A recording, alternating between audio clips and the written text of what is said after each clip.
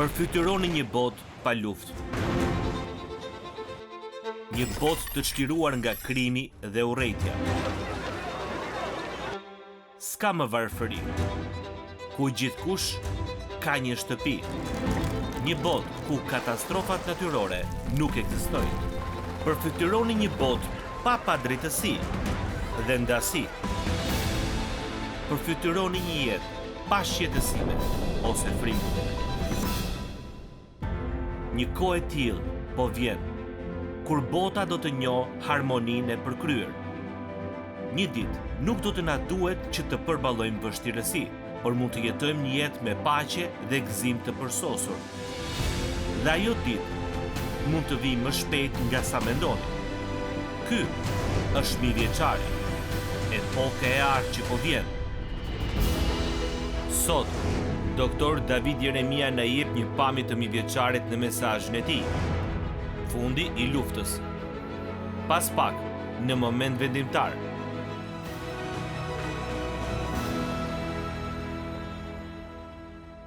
Vladimir Putini e quajti një operacion special ushtarak.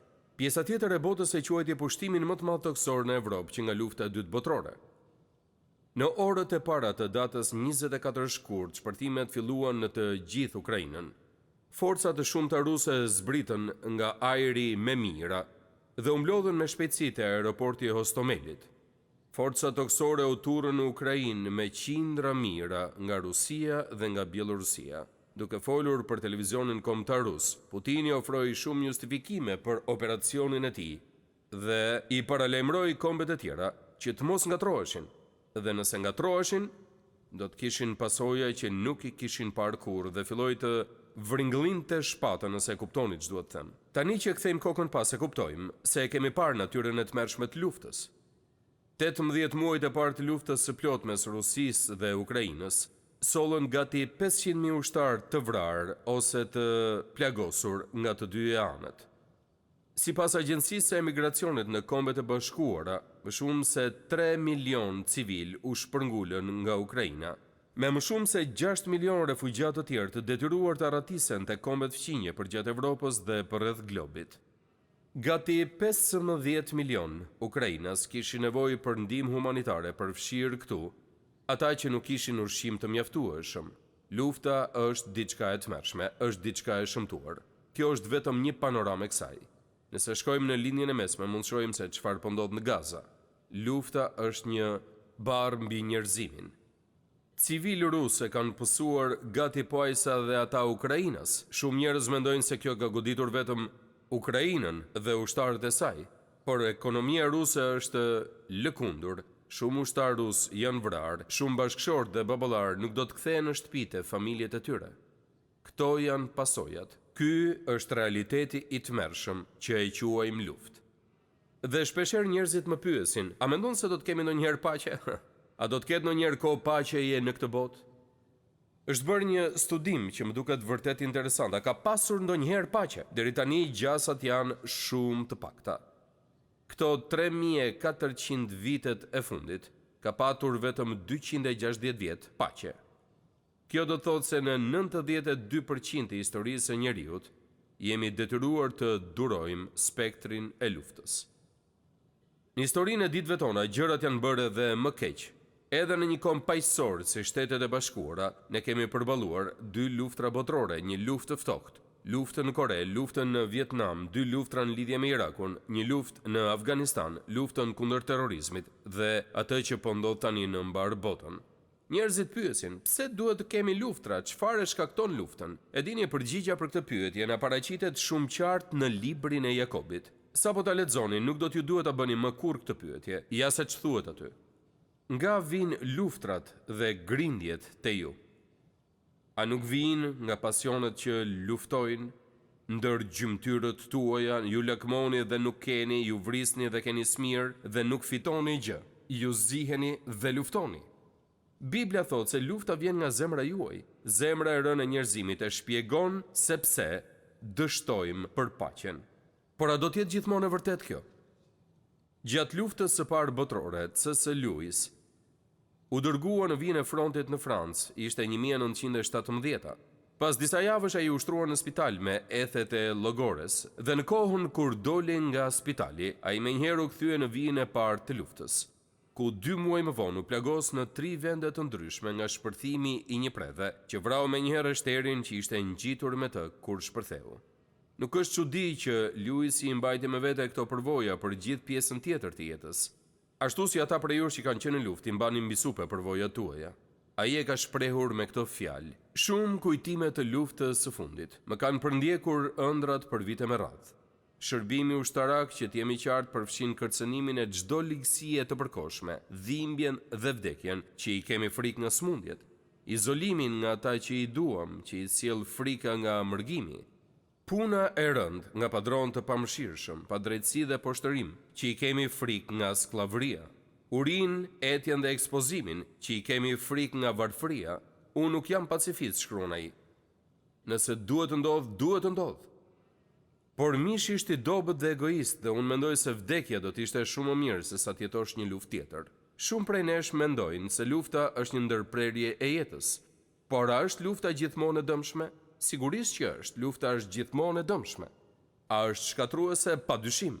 A përfshin lufta gjithmonë koston e një bare shumë të rëndë për të mbajtur? Padyshim që po. Por a është lufta gjithmonë e gabuar? Jo. Unë nuk do të harroj kur herën e parë që lexova këtë deklarat nga John Stuart Mill. Dëgjoni se çfarë shkruan ai. Lufta është një gjë e shëmtuar, por jo më e shëmtuara e gjërave. Gjendja e kalbjes morale dhe ndjenja patriotike që mendon se lufta nuk ja vlen për asgjë, është më keq. Njeriu që nuk i intereson asgjë tjetër më shumë se siguria e tij personale, ai njeri është një krijesë e mirë dhe nuk ka mundësi që të jetë i lirë nëse nuk çlirohet nga ata që janë më të mirë se ai. Kur mendoj për këtë deklarat, me shumë mundësi, nuk jam shumë larg mendimit tuaj kur ju pyes: a ka mjaftueshëm guxim personal për të luftuar për ëndrrën amerikane?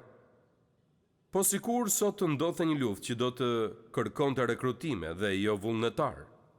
Kur unë isha i ri në universitet, më desh që të regjistrohesha. Nuk më thirrën sepse isha student për studime biblike dhe nena të çlironin nga detyra.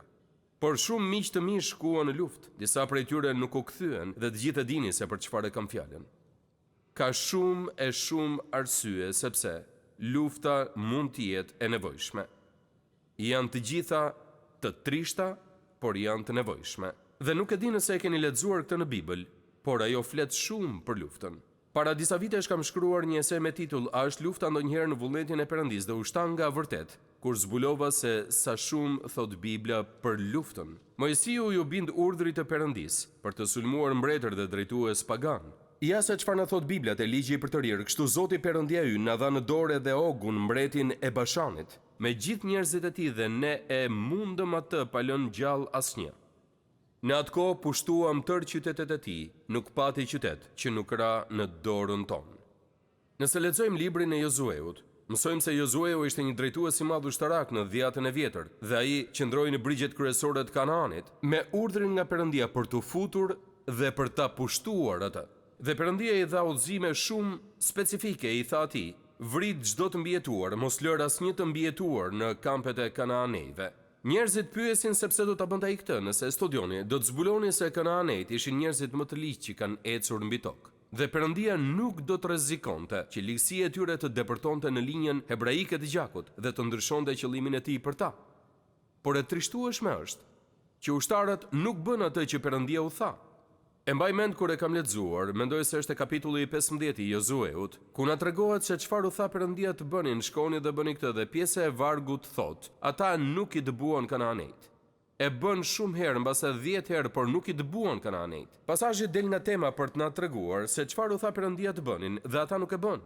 Dhe e dini se çfarë? Për gjithë jetën e tyre, njerëzit që ata nuk i dëbuan mbetën kërcënim për ta.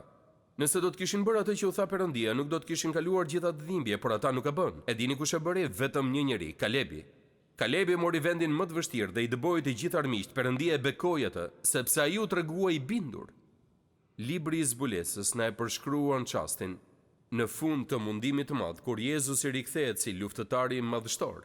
Ai drejton ushtritë e tij në një luftë të ashpër kundër gjithë atyre që e kundërshtojnë mbretërimin e tij të drejtë. zbulesa thot, edhe pash bishën, dhe mbretrit e dheut dhe ushtrit e tyre të mbledhura që të bënin luftë kundër atij, që kalëron të kalin dhe kundër ushtrisë së tij.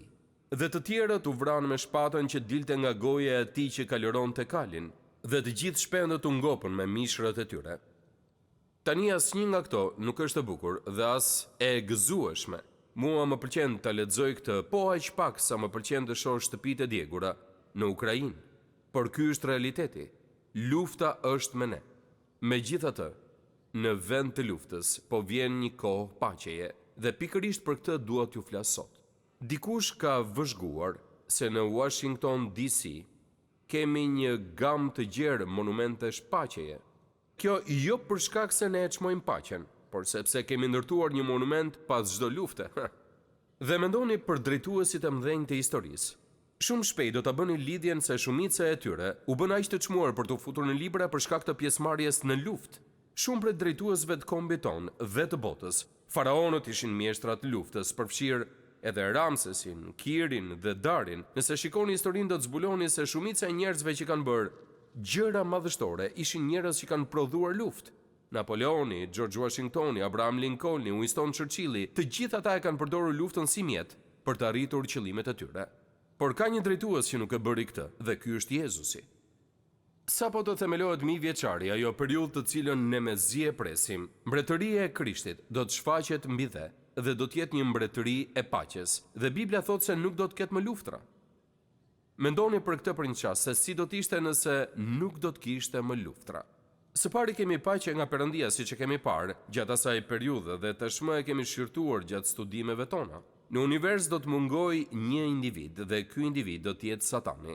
Ai do të lidhet dhe do të hidhet në pusin e umnerës dhe nuk do të ketë më ndikim mbi luftrat dhe nuk do të mund t'i bëj luftrat më keq nga sa janë. Psalmisti e përshkruan Zotin kështu: ai bën që të pushojnë luftrat deri në skajet e tokës, ai prish harqet dhe thyen shtizat dhe djeg qerret me zjarr. Sipas shkrimit, kur të shkojmë te kjo epokë e artë që po vjen, Perëndia do t'i jap fund çdo lufte. Ai nuk do t'i përfundoj luftrat vetëm në 1 ose 2 kontinente. Ai i ndalon ato deri në skajet e tokës. Ai do t'i thyejë instrumentet e luftës dhe do t'i hedh ato në zjarr. Lufta do t'jetë diçka e së shkuarës. Psalmi 72 shkrua nga Solomoni me rastin e kurorëzimit të tij. Ky psalm duhet ishte lutje e popullit të Perëndisë në emër të mbretit të tyre. Ja se çfarë na thot ai: në ditët e tij i drejti do të lulëzojë dhe ka për të patur shumë paqe derisa të mos ketë më hënë. Gjatë epokës së artë që po afron, paqja do të lulëzojë. Unë nuk e di nëse e dini këtë, por 1000 vjeçari do të kthejë mbrapsht mallkimin. Është çdo gjë që Perëndia kishte e qëllim për botën derisa njeriu më katoi. Perëndia do të rikthejë të gjitha këto dhe gjatë 1000 vjeçarit do të ketë një lloj përsosmërie, edhe pse jo e plot. Dhe paqja do të mbretërojë aty ku tani mbretëron lufta. Një bollëk me paqe, Perëndia do të derdh paqen mbi të gjitha kombet e tokës.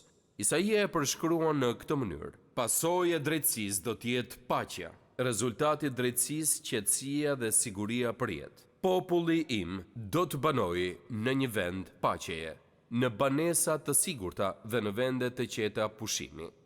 Pra efekti i mbretërimit të Jezusit do të jetë qetësia dhe paqja. Dëgjoni pak të varg, paqja e Perëndisë, paqja e madhe do t'u pasohet edhe fëmijëve tanë.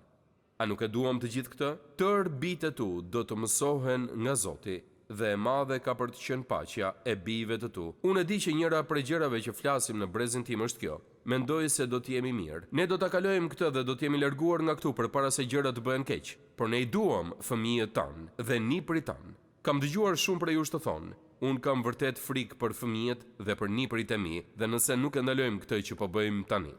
E po Bibla thotë se kur të arrijmë në këtë pikë, të mos shqetësohemi më për fëmijët tanë, sepse të gjithë fëmijët do të kenë paqen e madhe. Çfarë gëzimi do të jetë ky për të gjithë ne? Pra kemi paqen nga Perëndia dhe pastaj Mikea na flet për paqen mes kombeve. Profeti Mikea ishte vërtet plot me ngjyra në portretizimin e paqes së paprecedent gjatë sundimit të Jezusit.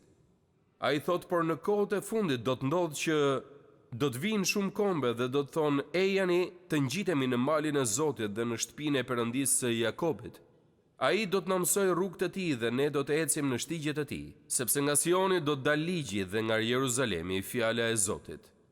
Qëllimi i mësimeve të mbretit Jezus do të jenë udhëzimet për jetën e njerëzve, që ata do të mund të ecin në përputhje me Perëndin. Prania e tij e fuqishme, mesazhi i tij bindës, do të transformojë mendimin dhe sjelljen e miliona njerëzve. Njerëzit nuk do të kërkojnë më pushtime, tani do të kërkojnë paqe. Pastaj Mikea na përshkruan pasojat e mbretërimit të Jezusit. Ai ka shkruar atë që është bërë një nga profecitë më të famshme për 1000 vjeçarin në Bibël. Ja çfarë shkruan. Mikea 4:3. Ai do të jetë gjyqtari midis shumë popujve dhe do të jetë arbitri midis shumë kombeve të fuqishme dhe të largëta. Dëgjojeni këtë, me shpatat e tyre do të farktojnë plore dhe me ushtat e tyre draprin. Një komb nuk do të ngrejë më shpatën kundër tjetrit dhe nuk do të stërviten për luftë. Në këtë përshkrim të fuqishëm, Perëndia ulet si gjykatësi përfundimtar i botës. Ai largon çdo arsye për luftë, ai qorton ata që janë gabim dhe armët e shkatrimit do të shkrihen dhe do të krijohen mjete për përdorim bujqësor. Përgjatë 1000 vjeçarit, jeta do të ruhet dhe rritet dhe jo të merret dhe të shkatrohet. Biblia është e mbushur plot me profeci për një epokë paqeje që po vjen, dhe do të jetë një kohë, dëgjoni këtë, ku lufta do të jetë tërësisht e panjohur. Asnjë fabrik armatimesh nuk do të punojë. Asnjë ushtar apo marinar nuk do të ketë uniform. Asnjë kamp ushtarak nuk do të ekzistojë dhe asnjë qindark nuk do të shpenzohet për armatime luftrash. Nuk do të ketë buxhete për luftën, as buxhete për mbrojtjen, as buxhete për sulme. E përfytyroni do të një epokë të tillë, kur të gjitha kombet do të jenë në paqe të përsosur. Të gjitha burimet e mundshme që do të përdoreshin për luftë, do të përdoren për kënaqësi, shëndet. Të gjitha industri do të angazhohen për artikujt e një historie paqësore. A është e mundur kjo? Jo tani. Por po vjen një ditë kur mbreti Jezus, ju kujtohet si është një nga emrat e tij, ai është princi i paqes. Ai do të ulet në fronin e Davidit dhe ai do të mbretërojë dhe do të ketë paqe të vërtetë për 1000 vjet. Dhe pastaj do të ketë paqe në natyrë, sepse ju do të niseni me gëzim dhe do t'ju kthejnë në paqe. Malet dhe kodra do të shpërthejnë në britma gëzimi përpara jush. Wow!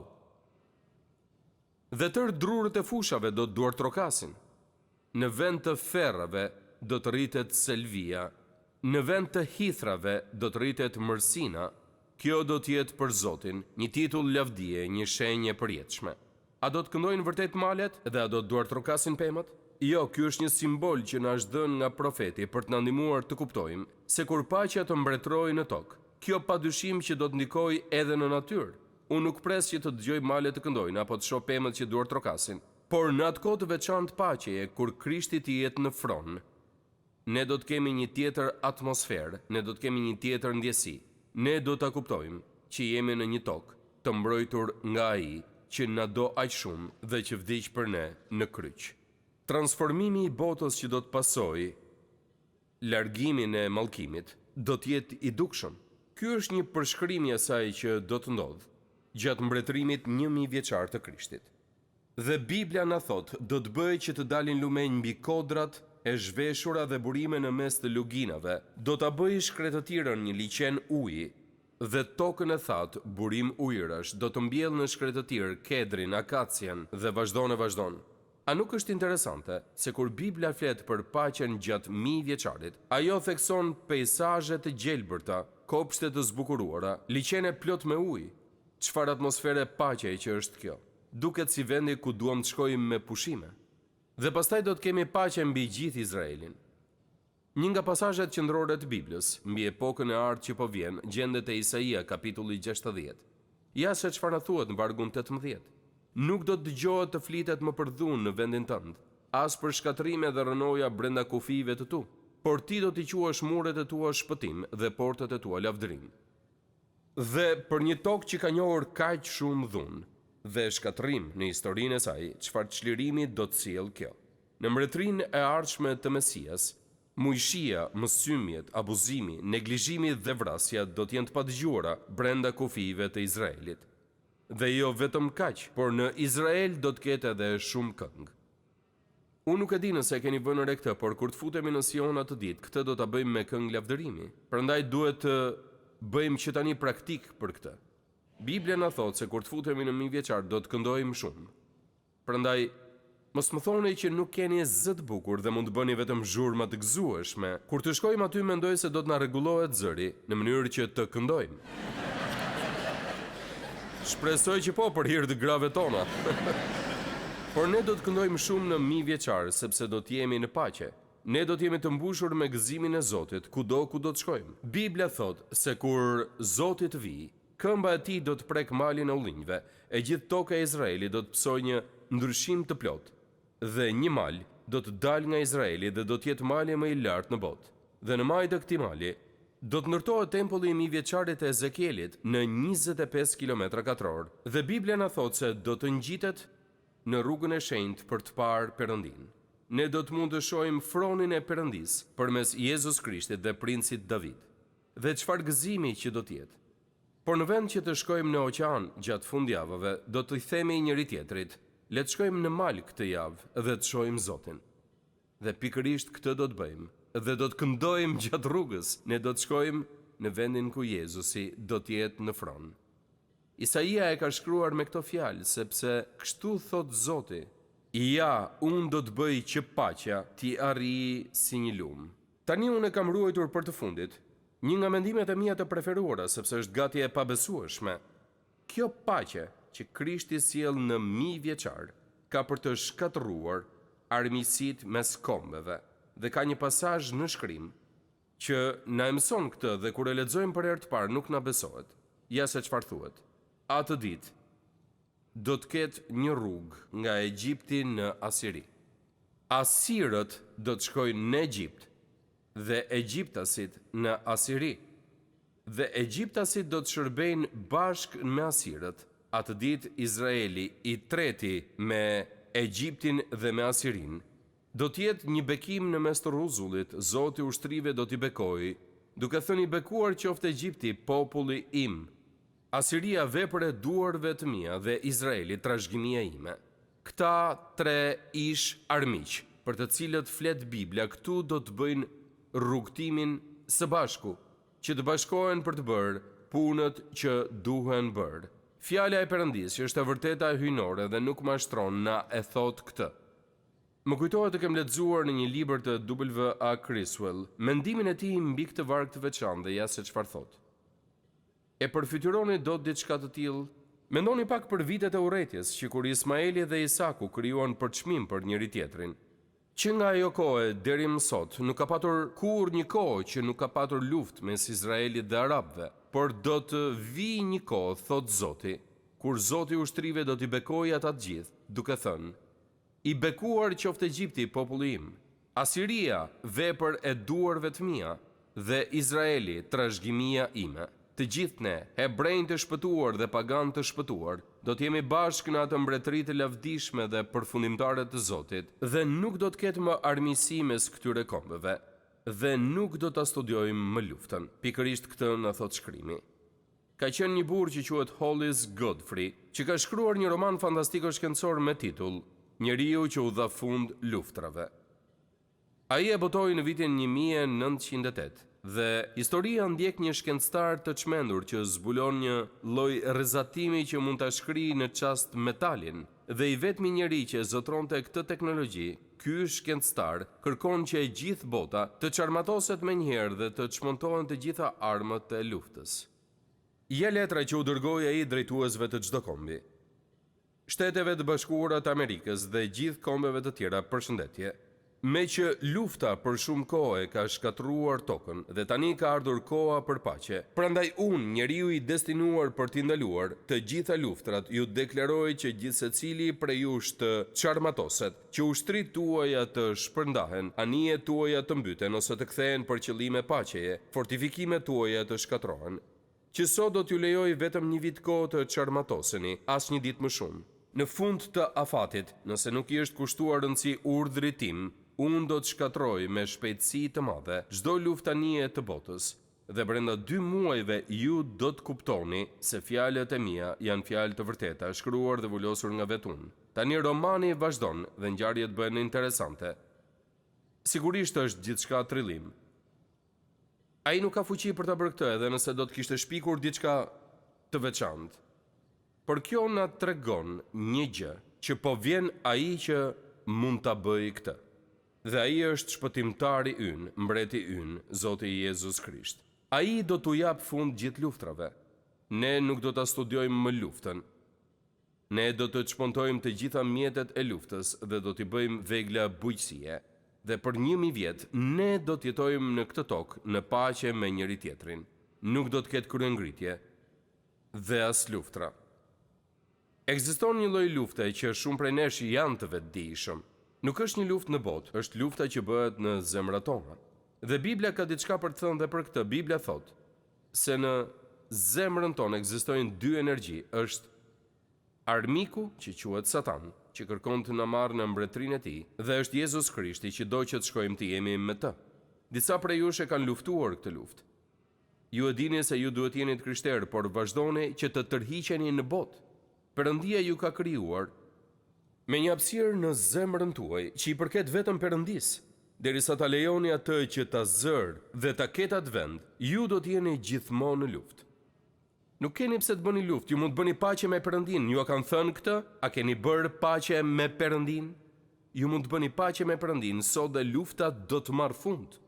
Dhe me qëra fjale, ju të krishterë, nëse lexoni Romakëve 7, do të mësoni se edhe në zemrat tuaja si të krishterë bëhet një luftë sepse ju keni natyrën e vjetër dhe natyrën e re.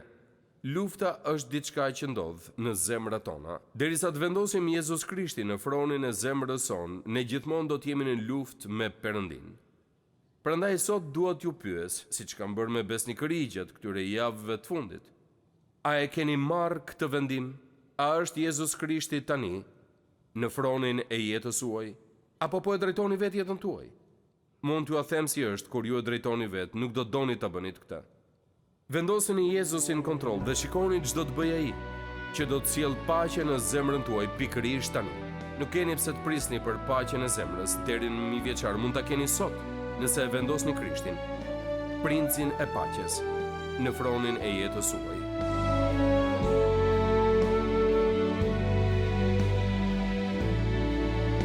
Faleminderit që ishit me mua sot në moment vendimtar. Sa më shumë që e studiojmë fjalën e Perëndis, aq më shumë e kuptojmë që Perëndia ynë i dashur dëshiron të ketë një marrëdhënie personale me gjithë secilin prej nesh.